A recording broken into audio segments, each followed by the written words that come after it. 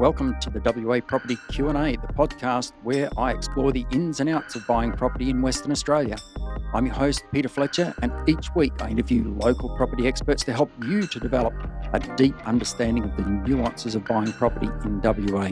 From market trends to legal considerations, no topic is off limits. But before we dive in, a friendly reminder. While we provide valuable information, it's important to note that nothing discussed in this podcast should be construed as personal investment advice. Always remember to seek the appropriate professional advice for your specific circumstances. Now, let's get started and unlock the secrets to successful property buying in WA. So welcome to the WA Property Q&A podcast. I am your host, Peter Fletcher, and with me today is one of the state's best real estate agents. He's shaking his head, but he is. He's an absolute jet. Derek Baston from Baston & Co. in Victoria Park. And Derek has been in real estate. I'll actually let you tell the whole of your story, Derek, or...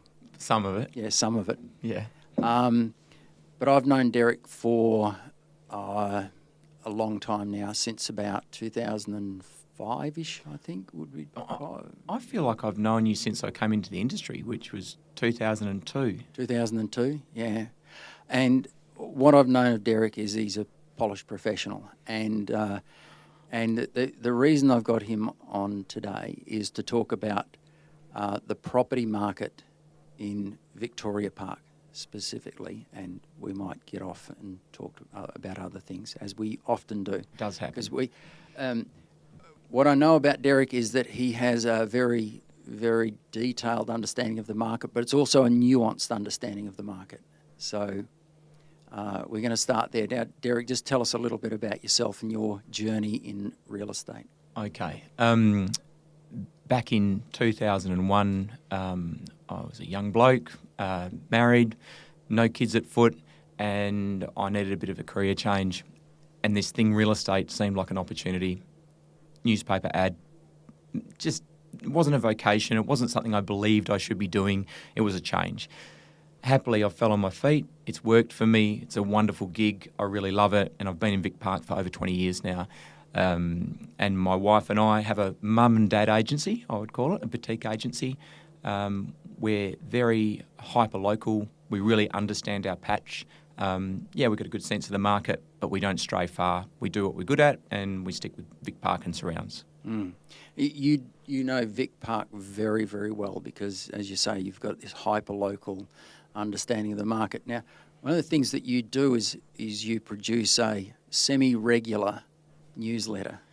Not as regular as it should be, but yes, periodically I feel strongly about something, and sometimes maybe it's not just talking about the market and what the market's doing, but it might be my view on, could be anything, what other agents are doing, and maybe I feel that it's not ethical or I don't strongly support something that's happening in our marketplace, and I like to hold the mirror up to it sometimes. And you do a good job at that. And you've had a bit of a crack at the council as well from time to time. Yeah, they do good things. We can't always have a crack at them. Yes, from time to time I've been visible or vocal as required. Yes, and I love it. And for those playing at home, if you want to join a newsletter that's worth reading, Derek Baston's newsletter, he's a really good writer. Thank you, Pete. I know you're a very good writer too, and now you're making me feel guilty because I need to put pen to paper a bit more often. I wish you would, Derek, because it's actually worth reading. Thanks, Pete. Now, usual barbecue question for real estate agents, and I'll get you to just sit closer to that microphone, Derek. Yep. Real estate agents, they do struggle to follow directions, and I'm no exception. And he's no exception, but that's why we love him.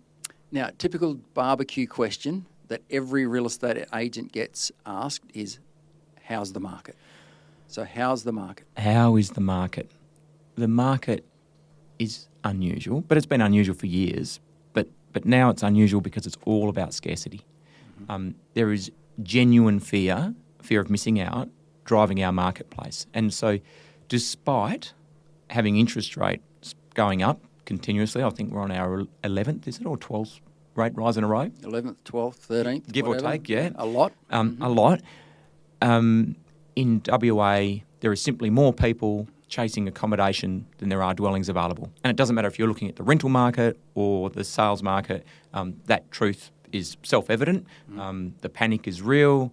There's bits of the housing market that are alive that haven't been alive for a very long time, i.e. rent by the room, for example. That's something that only happens when we traditionally have had a mining boom. But right now, we've got people coming to town, we've got full employment, we have a historically great value, which seems counterintuitive. So we're the second most affordable capital city out of all the states and territories right now. And so we've got a rising market. We've got property prices going up, multiple offers on anything that resembles good stock. And I know that's probably another conversation, what is good stock? But it's counterintuitive, to be honest. Rate rises, but prices going up. Yeah, so we've had, I think it's 12 rate rises in 13 months, or it's 11 in 12, but I think it's 12 in 13. Yeah. And in the last 12 months, we've had 3.4% growth on the median house price in Vic Park. And I think that stat is not reflective of the growth we've had in the last 12 weeks, which could be that again, I reckon, because we've kicked off. It's hot right now. Yeah. So it's sort of hotter than what it was, and it was hot before. So if you do the timeline, so we were just starting to recover. Our market was starting to recover in 2019, and that was driven by the mining sector coming back to life. And then COVID, we all panicked, thought the world was going to end. Government money on the fire of our economy, which turned out to be largesse that we didn't need. It was superheated, and prices started to recover. There was money everywhere. Banks, interest rates were very low, so affordability wasn't an issue.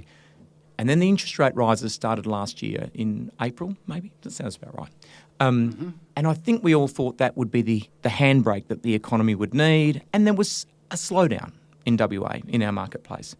But it was for a nanosecond. And what we've watched happen since maybe December last year is stock levels just consistently drop week in, week out, week in, week out. I know you do the stats for the market, you're aware of this. It was just as sure as little eggs we're going to get to this point of craziness where there was more people looking for houses despite the rate rises than the stock that was available. So we in Perth, the greater metro area, I think that the numbers, 5,400. It's phenomenal. Properties for sale. Yeah. That's in houses and units. Most of that, a big chunk of that is land, which we'll talk. Can we come back to that? Yes, another conversation. We'll come back to that today. Yep. There's a big chunk of that that's land, and then there's units.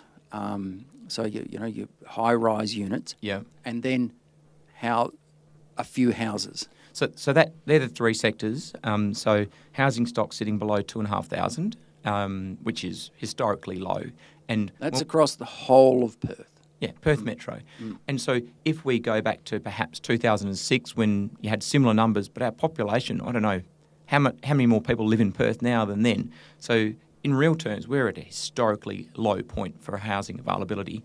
And you talked about apartments, and that's relevant because apartments have probably been the bit of the market, if we just disregard land for a sec, that haven't recovered significantly until now.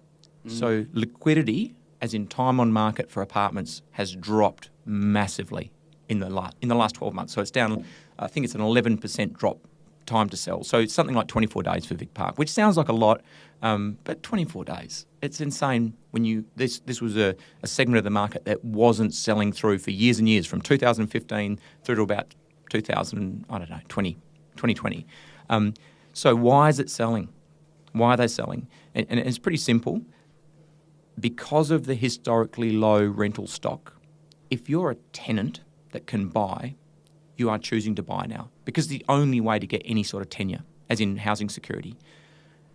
And the mum and dad investors, led by an East Coast charge, are back in the market because they're chasing yield, because rents have gone through the roof because of that same lack of rental stock.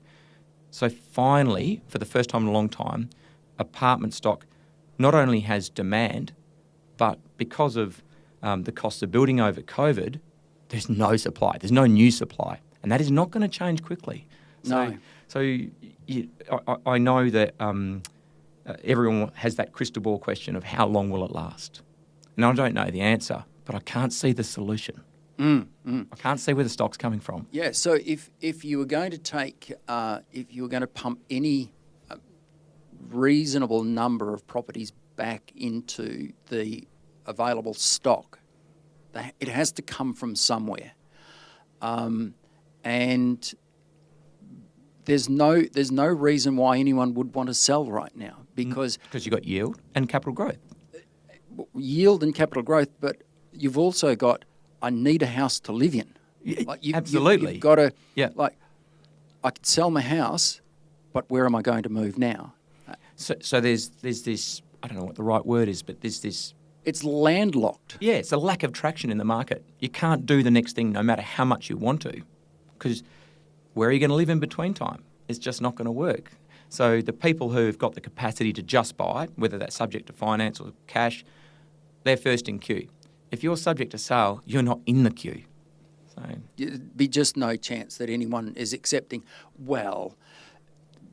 There's always an outlier chance. You'd possibly get a subject to sale offer accepted, but it would have an automatic 48-hour clause on it, and you're probably setting yourself up for failure. It's a real estate agent's wet dream because they've got the lever, which is the subject sale offer, to go back to the market and say, I've already sold it. Do you want to steal it? You just got to pay more. Yeah. So yeah. So don't put yourself in that position if you're a buyer. Yeah.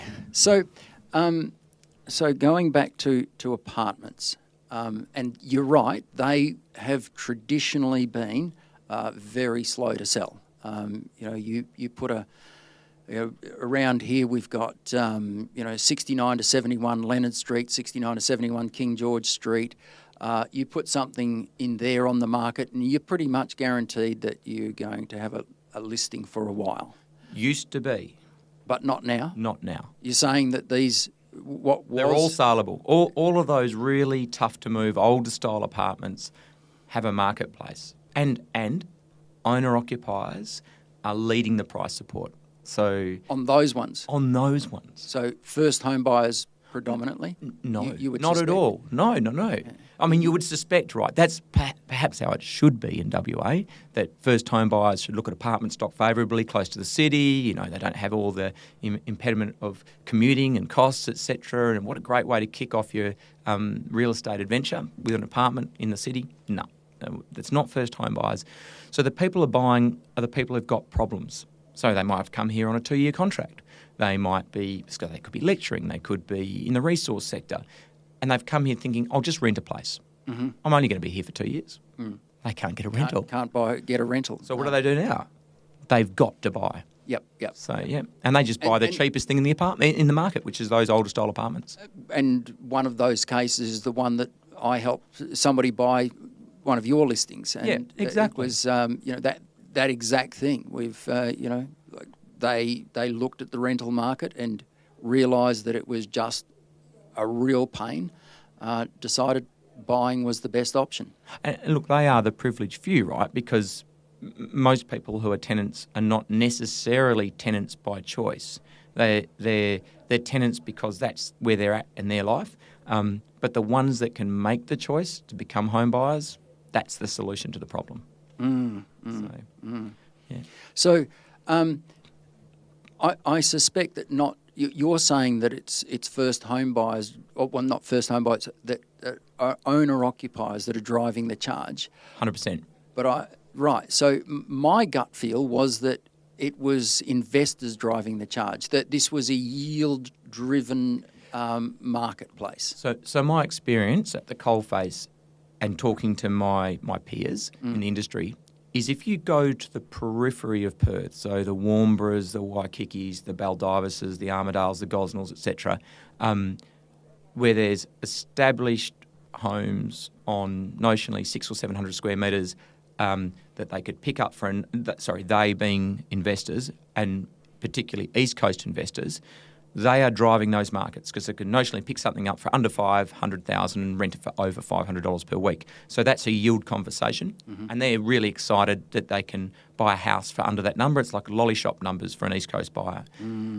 But if you're talking about the older style apartment market in the inner city Perth, they often come with slightly higher levies because there's more maintenance to do, and there isn't the underlying square metres of land.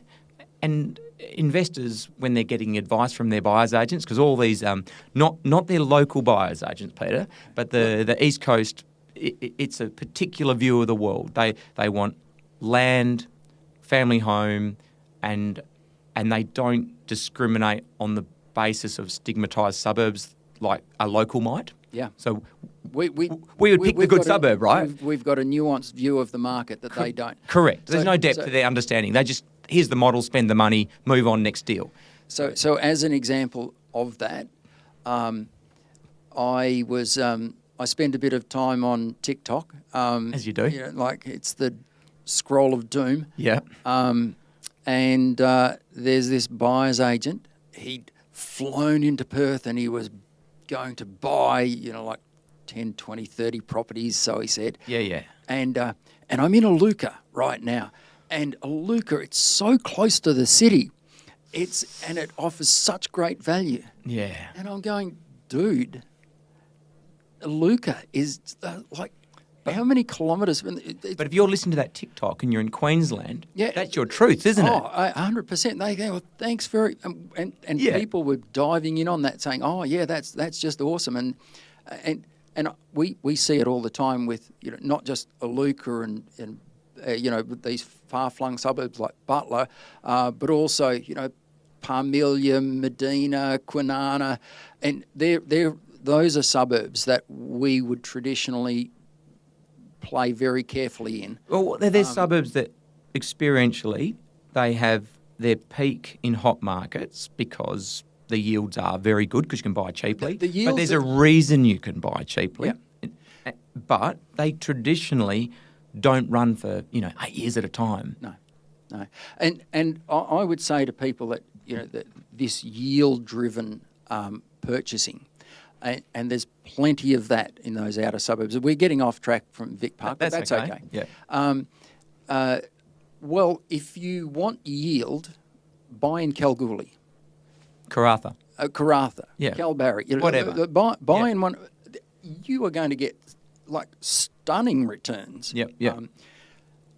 Now, we might not want to talk about the capital growth side of things, but you'll get good capital. You'll get good rental returns. Yeah. If we talk about capital growth for a town like Karratha or Port Hedland, let's just say you get good capital movement, up and down. Yes.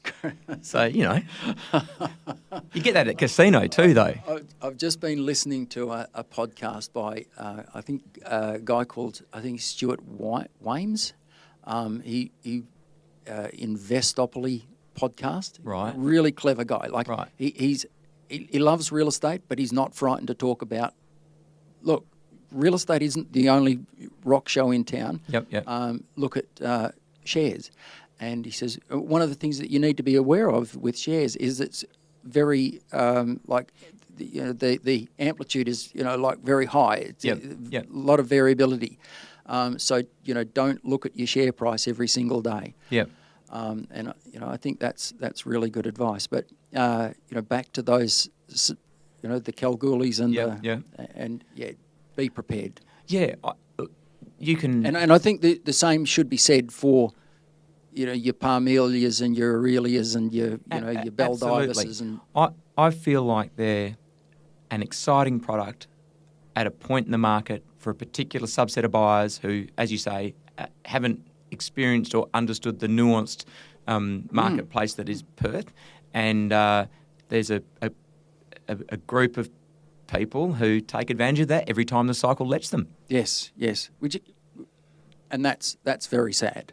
Like, it's a fact of life, but I suspect that. But does that? It is sad and it's opportunistic, but it does create opportunity for the people on the ground in Perth who own in those suburbs at that point in time. So that's a good thing, Pete. Now, Derek, I we've covered off on the houses and units, and let's go back to houses.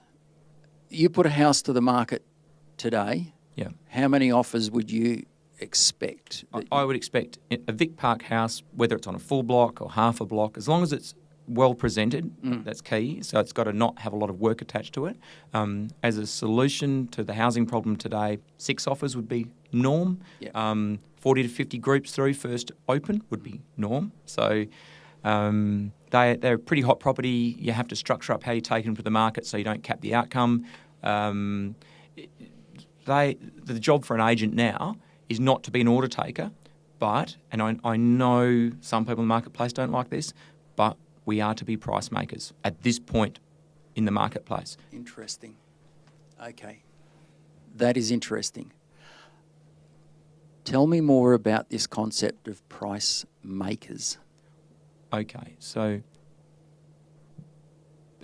Because I think what is going to come out of your mouth within the next 3 sentences is the idea of no price negotiating, no price. Okay, that's marketing. a good segue. And I'll get you to sit a bit closer to the microphone for. Okay, so no price marketing is very seductive when an agent talks to a potential seller and they say, let's remove the price because we're in a rising market. Let's not cap the outcome. Doesn't that sound exciting if you're a seller that wants to get lots of money? 100%. Yeah. Yeah. The problem is we have to deal with buyers, and buyers hate it with a passion. Yes, they do. All a buyer wants to know is how much. Now, that how much could just be a price guide. That how much could be what are they thinking? That is the question that's going to get asked in every no price marketing. So it doesn't matter if it's auction. There is no question about that, Derek. No question in my mind, because I'm quite often contacting real estate agents for properties that I'm looking for on behalf of clients. My first question is, what are you guiding on this property? Like, that's my first question. Exactly. Because if they can't answer it, how much more energy are you going to waste? Not much, probably. So, and if the guide's, realistic and it's backed up with some market evidence and it's in sync with where the market's heading, you're going to engage. So I think, my view of the world is always engage all the buyers. Mm-hmm. And if you can engage all the buyers, the magic happens when one buyer sees the other buyers. It is important to put a price out there in the marketplace. Mm-hmm. There can be a price guide. It doesn't have to be prescriptive. So it could be mid-800s. Mm-hmm. If the last lot of sales evidence said 830 to 850, it would be realistic to put mid-800s on that, and all the buyers in the marketplace would go, yep, that's par, that's what we're thinking, let's go and have a look. But the outcome, of course, after a competitive round of offers, could be 890 because that's the direction the market's moving. But I think doing that means you don't disengage from buyers when a property is fresh to the market. And disengaging from buyers would be EOI, set date sale, anything that doesn't allow buyers to engage. So yeah, look, it's a bit of a hot topic for me because I look, I'm not saying I don't put offers on a property, but that would be because the discussion with the vendor is, look, this could be the best way. But always in the background of that, if I ever do have no price, I have a prescribed price guide that I'm giving to every buyer, the same price guide. Mm-hmm. I know that some agents are loose and fast around that, but that's a dangerous game. I think that what comes out of your mouth has to be what's agreed with the vendor. So the vendor understands exactly what the market's hearing. Mm-hmm, mm-hmm. So. Yeah. So this... It just doesn't make any sense to me if using your example of mid-800s, like the evidence is saying 830 to 850, you're probably thinking, you and the vendor are probably thinking, well, we might stub our toe on 870 to 890. If we're fortunate and that's the way it rolls. Yeah. But there's a lot of agents who they are going, well, we're letting the market tell us where the market sits, which is, like code to me to like just They either don't know, which is a whole nother problem. Which they should. But if they're not local agents, how could they? Because in a marketplace like Vic Park, there's not enough comparative market evidence of one type of house for anyone to know what's going on unless you're at the coalface. It's all very well if you're in, I don't know, what's the suburb where all the houses are the same? Canning Vale. Yeah. So if it's Legoland, every house is a 4-bed, 2-bath, double lock-up, 600 square metres. It's easy. Not easy in Vic Park. We've got such a wide variety of housing stock. Yep. So we do have to open the door a little bit to what could be. I was going to say something then in regards to mid-800s. Go on, you go, Pete. These agents then they end up giving these really low quote range. Like to use this as an example, the mid-8s as an example, they would say, well, they're looking for offers above 750. Oh, is that your experience? This is my experience. I remember what I was going to say now. So somebody showed me this week the text that an agent had sent back to a buyer on an offers campaign where the buyer had said, what do they want? And the text came back and it said, if it's coming up in your search parameters, you should look at this house. Yeah. Right. So this is where, Derek, this is where these scripts and dialogues that are being taught by Eastern States sales trainers are letting the industry down, because it's that sort of rubbish that it just upsets people. It upsets you even more as an agent when you go and look at what the background search parameters are on that house and you see that the low end is so low that it's bait advertising, really, because there's people now who are believing that it's within their capacity to buy that house. So they're going to turn up to that house and it's never going to happen. But it's a broad cohort who'll go and have a look. And if it doesn't get away in the first couple of weeks, that agent will put a price on it, inevitably, because they have to, because that's what the market is dictating if the seller wants to sell.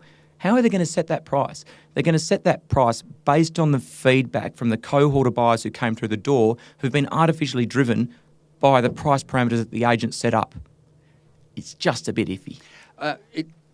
It's more than iffy, Derek. It's I think it's unethical, and it's a topic that I think there's a lot of people just not willing to have the conversation around fixing this problem up. Now, I'll give you an example, and I was involved in this directly. Right. So I saw this property in a northern suburb. I'm just going to, completely anonymise this. Good plan. Northern suburb, and I've looked at it and I've thought, this is perfect. The property was opposite a park. It was perfect. Good sized block of land, good solid house, and phoned the agent up, and I said, "What are you guiding?" And they said mid-4s. Now I take mid-4s to mean 425 to 475. Okay. So buyers will actually ask, what does mid-4s mean? So I say 430 to 460. So same. Same. You could put a shorter parameter on that, but let's say that mid-4s, 425 to 475. Yeah. And I go, cool. When's the home? I knew when the home opened. Turned up. I was the first person through the home open. I actually walked through that front door before it was even open. Yeah. And had a look around, did all my checks, and thought, we're buying this, no question. Right. And one of the things I said to the agent is, my client has a hard limit of 520, because I knew that it was going to go for more than what she said. This is going to get interesting, this conversation, Pete. My client has a hard limit of 520. Should I walk away now? And she said, no, make your offer. Now, which I did, knowing full well. Yeah. And so we got straight away to 510. Right. And that stopped us, because that's what what I thought the place was worth. And So this is a process where they're going backwards and forwards with multiple buyers? so 'Cause this that's is another whole conversation starter. Well, this is we were using a platform called Rezo. Okay. I've told you about Yep. it. Yeah, and it had our offer at one stage as offer number one. Right. We were, we were in the mix. And at that point I went, you know what? We want to know, are we going to buy this property or not at this price? And let me have a think about it, Peter. I will come back to you tomorrow, talk to the seller. And they came back and they said they want 550. Right. And they got it. Wow. Yeah. But I mean, so And the I'm market thinking- supported the price. It's just And that I'm thinking that what happened was our offer was being used to sharpen someone else's pencil. no question. And I thought, well, you're not going to have use of my offer. I'm not going to leave that just sitting there to make your marketing easier. I'm just going to pull the offer. Why, in hindsight, would you get involved with that particular process again the same way? Like, why would you give so much oxygen for your offer to be used as a lever? In hindsight, I just wanted to go in, didn't care that Yeah. we were Yeah. above the expectations. Yeah. We were above the quoted expectations. couldn't you have just written your offer and said, look, this has got a lifespan of about 4 hours. My client has given me permission to do this. I understand you're running this process with Rezo, but... Yeah, there could have been other ways for me to handle it. And maybe they would have just told you to get stuffed anyway. We don't know. But it depends how much action was in the background at that point. Yeah. Well, there was straight away seven offers. So Wow. Okay. Plenty of action. Yeah, I was always, it was either. Can you see that on that platform? How many other parties have written offers? Right. Yes. Yep. Yes. Okay. And I think it got up to 10 at one stage, but like when I was playing with it, it got to 7. So you're not privy to what the other offers are. So you don't know the conditions of the other offers. So you're competing against unlike offers. So one could be cash, one could be subject to sale. Almost identical to Open negotiation. Yeah, I see. I struggle with that a little bit. Well, you're not the only one, because the whole idea of auction sales, Yep. as in a genuine stand on the street. They're all the same offer. They're all cash unconditional. They're all cash unconditional, and we know what everyone's bidding on. Whereas with open negotiation, I could be bidding against a subject sale offer. Apples and oranges offers. The vendors decided they're happy with all of them. Yep. But that doesn't mean that they haven't arrived at that decision as a sophisticated party. I'm not saying that vendors are not sophisticated, but they're led by their agent, right? And what was even worse with this system was that the agent got to, well, the agent, and they would say the owner, Yeah. but the agent gets to rank the offers. So they're not ranked on price necessarily? Or you don't know? Don't know. What you know is that you're offer number 1 or offer number 3 or offer number 7. So you may in fact be the best, but you might be 2. So you're bidding against yourself at You're that bidding point? against yourself. So Wow. So what? Wow. So what would happen if you were an agent, using the system? Yep. Your number 1 offer, the highest offer that you thought these people really want this property and have said as much, you would rank them number 2. Surely it's not. That can't be right. You would rank them number 2, which would then get them to pump up their offer. And if you thought that they still had a little ways to go, you'd still rank them number 2, and you've got to keep going on this. Yeah, look, I know we're in a world of multiple offers, and it's a pretty tough space for buyers. And even the process that we run in our office, which I think is as transparent as you can be, except the buyers aren't privy to each other's offers, and we definitely don't rank them. They're literally presented side by side for the seller to deal with. I really do feel for the buyers, because they would like to be privy to those other offers. But then it'd be an auction. And that's a whole different world, as we've talked about, because it wouldn't allow as many people to play, because if we're going to have a true auction, they've got to be like offers, and obviously the offers are not like. In fact, last week, my apologies, we had a property sell for $865 cash, and the highest offer was $880, subject to finance, pre-approved. But my sellers, their prerogative, Yep. they went, no, we want the certainty. Thank you. Want the certainty. Yep. So you know, that's okay. That's understandable. I think so too. I think it's entirely fine. So Yeah. There's it's interesting what's going on at the moment. That there's no doubt about that. Now, you said before about making an offer and giving the seller 4 hours. You know, this offer's on the table for 4 hours. Yep. I don't think that's going to work because Well, it depends, doesn't it? Yeah, if your offer was probably Fantastic. 10% north of true value, it might be worth taking. But I think most agents would go, you know what, Derek, thanks for your offer. So we had a buyer that do this to us the other day. Yeah. They made an offer on a property before the first home open, and they said, it's cash, take it or leave it. We don't want you to go to the first open. We know how much interest you're going to have. This is a great offer. It was a great offer. My seller went, nah, stuff them. Let's roll the dice.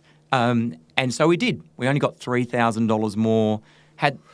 But we did get more. But he understood that we could get less. And look, he's a great client. I wasn't on thin ice as being party to this. It was entirely his commercial decision. Yes. Wasn't his home. It was an investment property. Well, there's an example that, by the sound of it, the buyer almost pulled it off. Yeah. As in, I would have taken it. Yeah. Because I'm like, commercial, this is gold. Yeah. Premium price, easy But cash. it would have to be a premium price. And it was in that case. Yes. It was in that case. But I feel like I shouldn't tell this tale. But Well, don't if you. well, it doesn't compromise anyone else. Probably just me. But I may never be able to buy another house after this, because every house that Lee and I have bought, if it's been Lee being my wife, sorry, I should say that, licensee at Baston & Co. If it's been on the market with another agent, we've literally gone and said, here's our offer. If you open the door, it's gone. Yeah, right. And probably different market though. different markets. Now. Yeah, true. We haven't done that in this market. Yeah, that's true. Yeah, because this market is a unicorn market for real estate agents. I agree. And for property sellers. Yeah, I say it's academically interesting because we might not experience it again. Yeah. Well, who knows? Until next time. Who knows what the end of this is going to be? Because I was lucky enough to be selling real estate in 1988, and the market at the time was really strong. Right. Most people wouldn't remember. Only us old guys will remember. There was a thing called a multi-listing system. I remember just. Yeah. And they had these multi-listing books, and they had one for South and one for North. Right. And they were quite big, fat, and it was a stock list. Yep. And they were quite big, fat books full of properties. And I think at the time it would have been 17 or 18,000 properties on the market, maybe even more. It was a lot of properties on the market. Yep. And now I'm talking in the early 1990s. That was the case. Right. But back in 1988, the Props for Sale magazine was paper thin. Like, it was only about 32 pages. Yeah, right. I've actually got one at home. I should bring it in and show people. It was 32 pages, and that included North and South.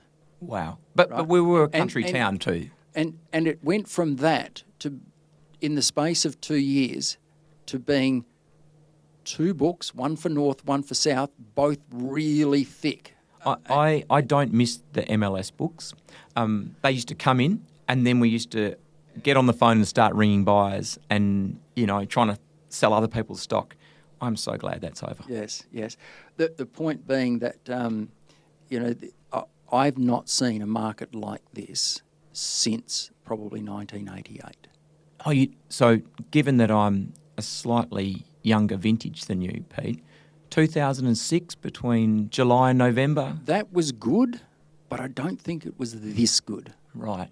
I remember it being good, multiple offers, all that sort of stuff. Yeah. But this, we've never had 5,500 properties on the market. Even back then it was, I think around 10 or something like that. It was probably twice what we had on the market. We've got on the market with a smaller population. With a smaller population. So it's just stunning what's going on right now. We haven't talked about one thing we said we'd come back to, which was land. You're getting there. No, I'm just thinking about it because back then at least people would build. Yeah. Right? And now they won't. You can buy a block of land Yep. and do what with it? Exactly. In our case, Yep. we run chooks. So we've got this, like hundreds of thousands of dollars worth of land. We've got chooks on them. But they're good eggs, right? They stopped laying. Oh, no. So now they're just pets. You're right. They're expensive chooks. They are. But, we wouldn't... You wouldn't do it any other way, I know. We love our chooks. Yeah. Or especially Rita. So land is just... In a weird sort of way, because since forever we've said that it's land that goes up in value. Land is the holy grail. Land goes up in value and the improvements go down. Yep. Luckily, the land is going up faster than the improvements are going down. But in this market, that's not the case, because if you just had a straight block of land, you've had zero capital growth for the past ages. Negative growth. Because I as the government money disappeared, the building incentives post-COVID lockdown, and the very apparent problems in the building industry stuck their head up, people went, I'm not doing that. That's crazy. Who would do that? So interestingly, I'm about to put a block of land on tomorrow. So good luck. I reckon I'll sell it because, I'm a eternally positive, Pete. I'm the exception to the rule. Well, look, whereabouts is it? This is a free spruik for a block of land. So it's Mifflin Circle. So Victoria Park Heights, last block left in an estate that was developed over 25 years ago. So I remember that. The only block. So it's like hen's teeth. Excuse the chook pun, given that what you do with your land. I put the sign up, haven't put it online. The phone's already started ringing. Really? So maybe it's the exception to the rule. Wow, I hope so. Yeah, because it is genuinely difficult to get a builder to except I hear on the grapevine brickies are chasing work. I hear on the grapevine grano workers are chasing work. So they're on the phone actively soliciting. So that means the beginning of the process is ready for new builds. Okay. So whether that's a year away or a year and a half away, where we can say there's more certainty, so as in timelines will be controlled. I'm not saying it'll be cheaper. I don't think that will reverse quickly. Can you imagine a builder maybe watching the cost of a brick laid go down, thinking they're going to drop their contract price halfway along the journey? Don't think so. They want some of that margin they lost on the other side. And I don't blame them, to be honest.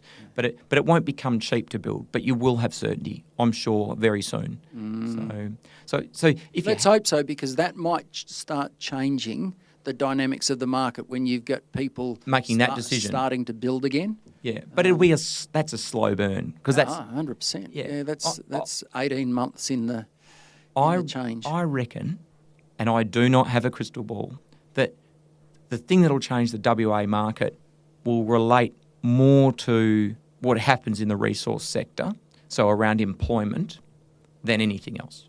I don't think it'll be a supply story. I think it'll be a demand story. And not that we're seeing the writing on the wall for the end of the current run in the resource sector. So this could be a long uptick in price for WA, but not before time. In 2006, we had the same median house price as Sydney. And, we're I think we're not quite a third of, but we're a long way behind Sydney. A long way, yeah. So, Derek, we probably need to wrap this up. It has been fantastic. It's been interesting, Pete.